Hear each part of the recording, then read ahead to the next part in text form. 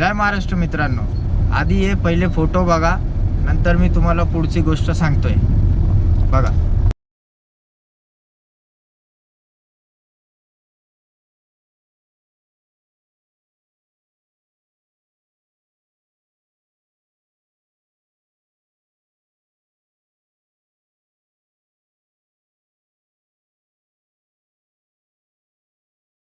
मित्रांनो, आता जे आपण फोटो पाहिलात ते सगळं कर्नाटकची होती. मी आज कर्नाटकला गेलतो.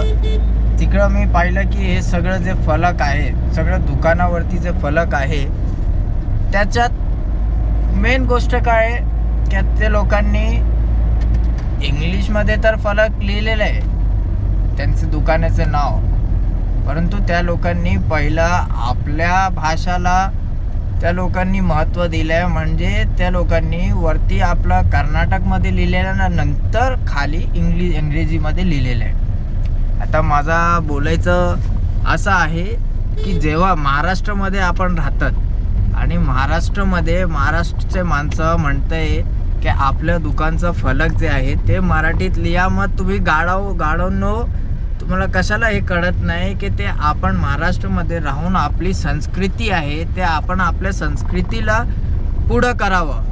पण नाही, तुम्हाला फक्त एक इंग्रजीमध्ये दिसणारा एक असं म्हणजे इंग्रजीमध्ये दिसणारा फलक तुम्हाला जास्त चांगला वाटतंय, पण हा रॉंग आहे. तुम्ही आता दुसऱ्या कुठल्याही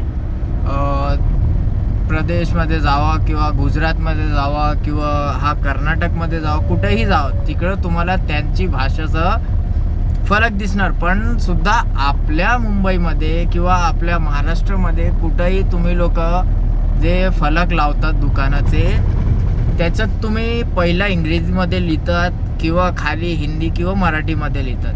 अरे पहिलं मराठीमध्ये लिहा ना. आपला कोणी तुम्हाला सांगतोय की भाई मराठीमध्ये लिहा, तेव्हा तुम्ही लोक मराठीमध्ये लिहत नाही आणि म्हणताय हे काय लावलेलं आहे, काय केलं आहे, काय यांचं चालूच आहे, मराठीत लिहा. अरे मराठीत लिहा किंवा आपली संस्कृती आहे ती, आपली संस्कृतीला आपण पुढं करावं.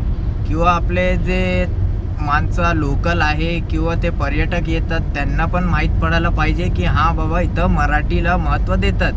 तुम्ही एकदा करून तरी पहा. तुम्ही मोठे फॅशन स्टोअर टाकतात किंवा कुठे मोठे दुकानं टाकतात, मग तिकडं मराठीमध्ये तर मोठं लिहा.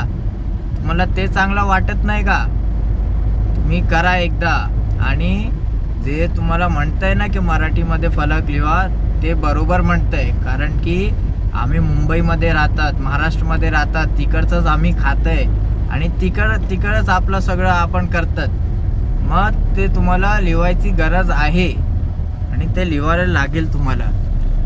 माझं नाव अफजल पठाण आहे, माझं जन्मभूमी महाराष्ट्र आहे, म्हणून मला माझी जे संस्कृती आहे महाराष्ट्राची, मला ते पुढं करायची आहे. म्हणून मी हा व्हिडिओ काढलाय. कारण की आज मी कर्नाटकला आलोय.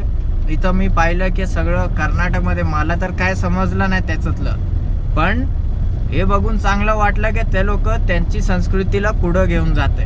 आणि आमचं काय, आम्ही जर तुम्हाला बोलले थोडं की मराठीमध्ये लावा, तुम्हाला समजत नाही, ते कळायला येत नाही तुम्हाला सगळं काहीच, पण लावा, एकदा लावून बघा तुम्ही. चला, धन्यवाद. नंतर परत या विषयावरती आपण बोलू. आत्तासाठी जय महाराष्ट्र.